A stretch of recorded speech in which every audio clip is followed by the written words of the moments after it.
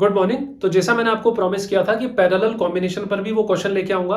पिछला question series पर था, टेंशन मत लो, जिन्होंने वो वीडियो नहीं देखा उसके लिए भी मैं पूरा अच्छे से समझाऊंगा इसको। यहां पर क्या दिया हुआ है, an electric kettle has two heating coils, when one coil is used it boils water in 5 minute. पहली कॉइल हम लगा रहे हैं, जब ये पहली कॉइल हमने लगाई तो इसने टाइम लिया 5 मिनट। 5 मिनट में इसने पानी को बॉईल कर दिया, मतलब पानी का टेम्परेचर 100 डिग्री सेंटीग्रेड पहुंचा दिया। फिर क्या हुआ, हमने दूसरी कॉइल अलग से लगाई, सेकेंड कॉइल, और इसने थोड़ी सुस्त है ये, इसने पानी का टेम्परेचर 100 डिग्री पहुंचाने में 10 मिनट का टाइम लिया। तो आपके दिमाग में आ सकता है कि हो सकता है इसको ज्यादा पानी गर्म करना पड़ा हो, लेकिन उसी चीज को बताने के लिए इन्होंने यहां लिखा हुआ है कि सेम वाटर, मतलब दोनों ने सेम अमाउंट के पानी को ही गर्म किया है, बॉईल किया है। और जब सेम अमाउंट के पानी को गर्म कर रहे हैं और ये ज्यादा टाइम ले रही है, मतलब इसकी पावर थोड़ी सी कम है। ऐसा मैं क्यों बोल पा रहा हूं, एक फॉर्मूला होता है हीटिंग का, Q equals to MS delta T. Thermodynamics में कैलोरीमेट्री अगर आप पढ़ोगे तो उसमें पता लगेगा, ये अमाउंट ऑफ सब्सटेंस होता है कुछ भी, कि कितने क्वांटिटी के अमाउंट को आप ले रहे हो काम में, ये उसकी स्पेसिफिक हीट और ये टेम्परेचर डिफरेंस। तो यहां पे जब बोला हुआ है कि सेम अमाउंट का पानी है मतलब उसकी स्पेसिफिक हीट कांस्टेंट है, हमेशा पानी को ही बॉईल कर रहे हैं। बॉईल कर रहे हैं मतलब 0 डिग्री से 100 डिग्री सेंटीग्रेड टेम्परेचर लेके जा रहे हैं। तो अगर अमाउंट फिक्स है तो जो हीट जनरेट हमें करनी पड़ेगी, चाहे कंडीशन अलग अलग हो, सब जगह सेम होगी। मतलब मैं लिखने को तो लिख रहा हूं कि ये H1 हीट जनरेट कर रही होगी और यहां पर H2 हीट जनरेट हो रही होगी, लेकिन ये H1 और H2 हीट सेम ही होगी, क्योंकि दोनों को 0 डिग्री से 100 डिग्री सेंटीग्रेड पानी का टेम्परेचर लेके जाना है और सेम अमाउंट के पानी का। अब क्या बोला हुआ है यहां पर कि इन दोनों को आपने पैरेलल में कनेक्ट करवा दिया, यही बोला हुआ है पैरेलल। तो ये कॉइल हुई, देन दूसरी कॉइल ये रही, और इन दोनों को कनेक्ट कर दिया पैरेलल में। ठीक है, ये लो। जब हम पैरेलल में कनेक्ट करते हैं तो पैरेलल में कनेक्ट करने का एक फायदा ये है कि जो वोल्टेज आप अप्लाई करते हो वो दोनों पे जाता है। एक फायदा तो ये होता है।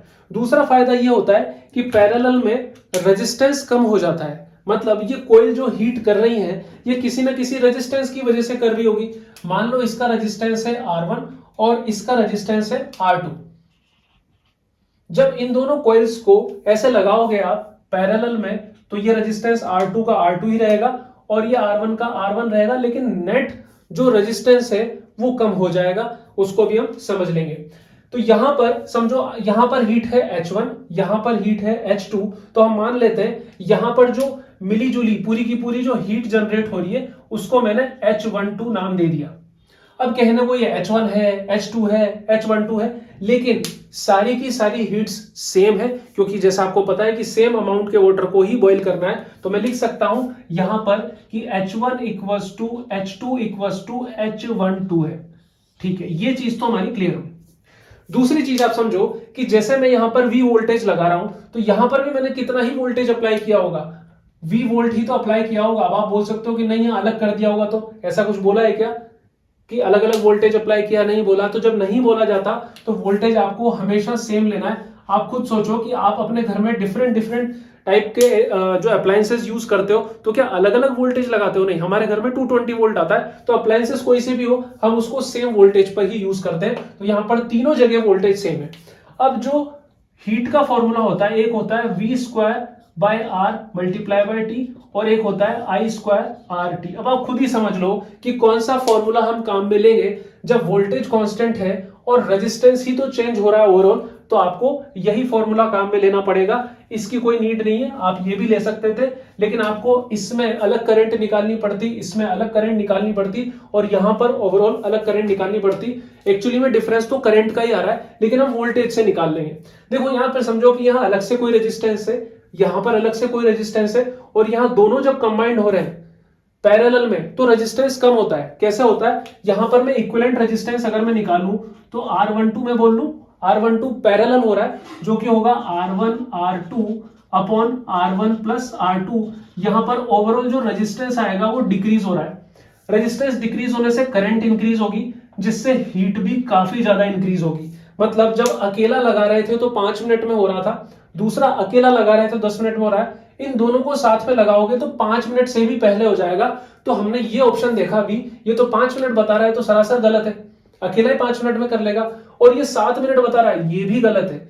दो ऑप्शन ऐसे हैं जो 5 मिनट से भी कम है, एक तो फर्स्ट और एक ये लास्ट वाला, ये 2 मिनट 30 सेकंड और ये 3 मिनट 20 सेकंड। तो इन दोनों के लिए हमें सॉल्व करना पड़ेगा।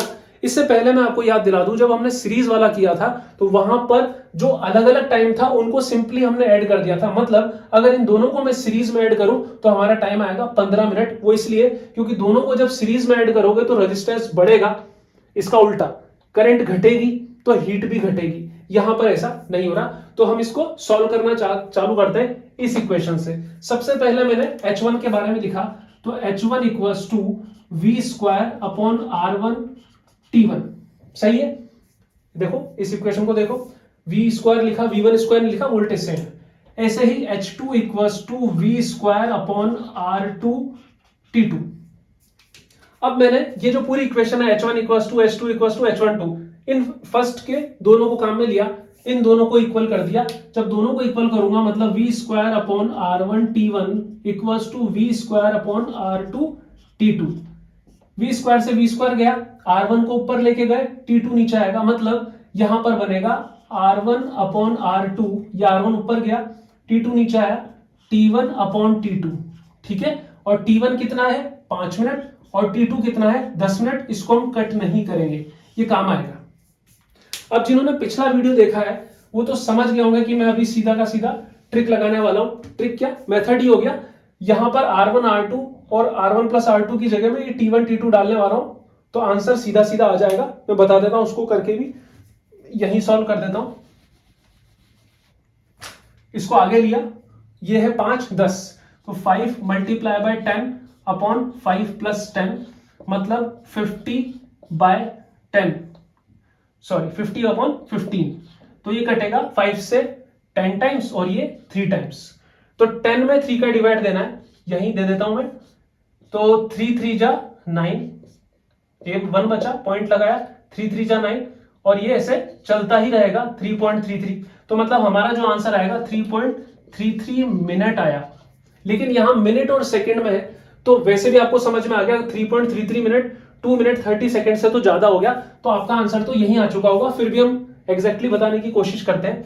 3 मिनट पूरे और 0.33 मिनट और एक्स्ट्रा है। तो इस 0.33 मिनट को अगर मेरे को सेकंड में बदलना है तो मुझे 60 का मल्टीप्लाई करना पड़ेगा। 60 सेकंड का, ये पॉइंट से ये पॉइंट उड़ा, यहां लगा, तो ये हुआ 3.3 मल्टीप्लाई बाय 6, 6 3 जा 18, 6 3 जा 18, 19.8 सेकेंड, क्लोज टू 20 सेकेंड, इसलिए आंसर आ गया ये सेकेंड है।